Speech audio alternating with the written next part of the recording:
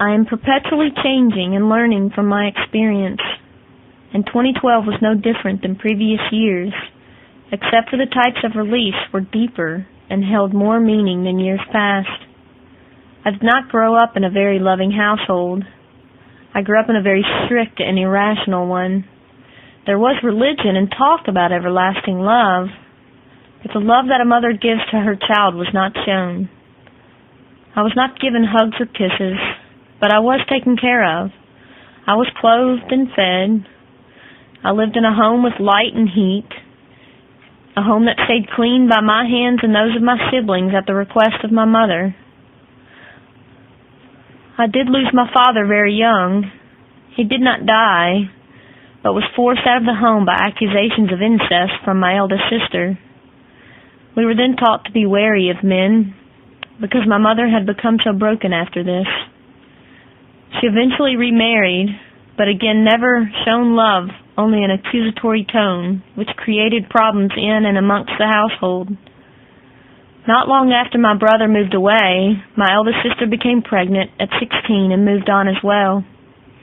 I went through rash decision after the next, blaming others the whole way. I gave me up, and I allowed myself to wallow in pity and selflessness. I always felt as though I had so much potential and it was all taken away from me because of the family that I had to endure. I wanted to blame my hindrances on my circumstance. I wanted my choices to be the responsibility of another. I wanted to believe that I was not in charge of my future. I wanted to give myself an excuse. That was until the year of 2012.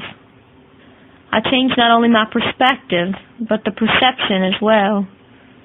In 2012, I learned that I choose to accept my path, the path that I chose to follow with the family that I have. I chose to come and live beneath the mother that has taught me so much with what little she had herself. I released a lot of negative anger this year that had held on to me for many, many years.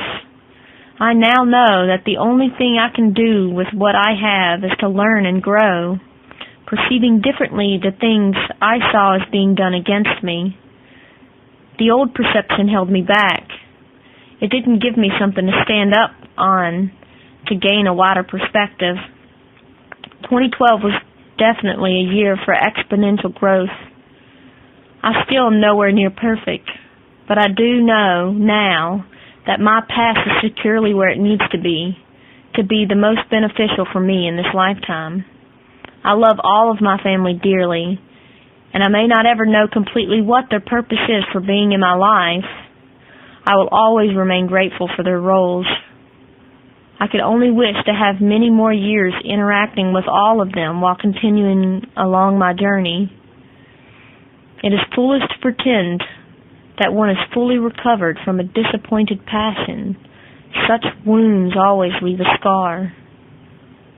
That was as spoken by Henry Wadsworth Longfellow.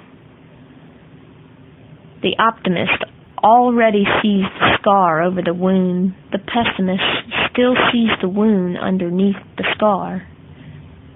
It's by Ernest Schroeder.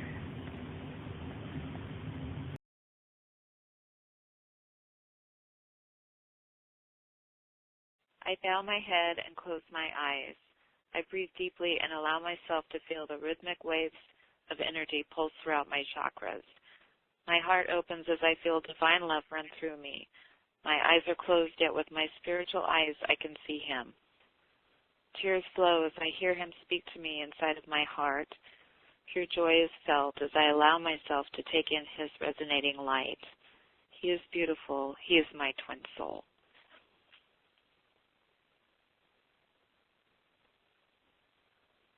At times I have pushed against the knowledge of our connection, telling myself it is not reality, when in truth it is the most real connection I will ever know. I have been looking for him all of my life, yet until recently I didn't know it.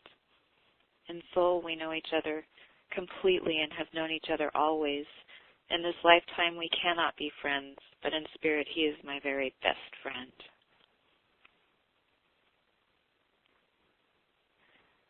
His eyes hold a reflection of me as I mirror him. I have finally found him and feel so close to home, yet I have to let him go. I don't want to let go. I don't want to let go of his vibrant presence or the divine love I feel when I see him. To be so close to my one true eternal love and then to walk away is the hardest thing I will ever do. I am afraid of never seeing him again in this lifetime, and knowing I do not need him to make me whole, only I can do this for myself, does not mean that I do not want him. I want him, but I cannot be with him. Not until this lifetime ends. Not until we grow and reach a level of higher consciousness. When we are whole and complete within ourselves is when our time comes. But until that time, how will I live my life without him? How can I handle yet another separation from him, knowing this one is so much like the original separation of our soul?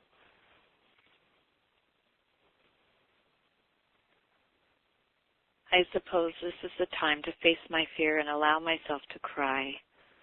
Mourning the loss of my divine counterpart is essential in moving on. I pleaded with the universe to not make me let go, but the answer came back that I must. In leaving him, I lose a part of myself. A piece of me remains behind that is special and can only be shared with my beloved. He knows me like no other. He will always be alive in my heart. Our true relationship does not belong in the physical world. It is not about being in love, but rather rising with love, and finally becoming one with each other and with spirit. I know this to be the purest truth, but it is still so very painful. I designed a tattoo to help me through the process of letting go. It is the infinity symbol with two butterflies, one silver and the other gold. They represent the divine masculine and divine feminine. We are those two butterflies, both balanced and equal. It sits above my heart and will serve as a reminder to me for the rest of my life of the connection we both share. I will let go and be happy eventually that I was blessed in finding my twin soul. I wish for him to live his life fully and embrace the ones he loves. I wish the same for myself. With patience and open heart and God's will, I can make it through this sad step in my journey. And I know happiness is not a destination, but rather part of our journey. I can live in the now, yet look forward to a joyous future with my one true love. I will always love him.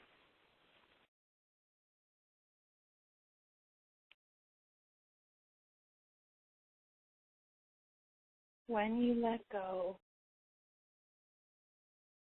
you release all that takes you away from surrendering and being right here, right now, with what is happening, with what you are experiencing right now in your life. The love that is you and with your beloved that unites and connects you with all that is never is let go of. But rather you surrender into that deep wellspring of love that always is. As you do that, you flow with the natural, divine movement of life.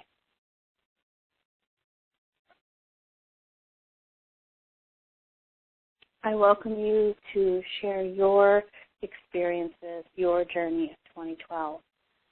Anything that you've received, anything that you've learned, because we are all going through this together and we can all benefit from hearing each other's experiences. So I welcome you to submit your journey.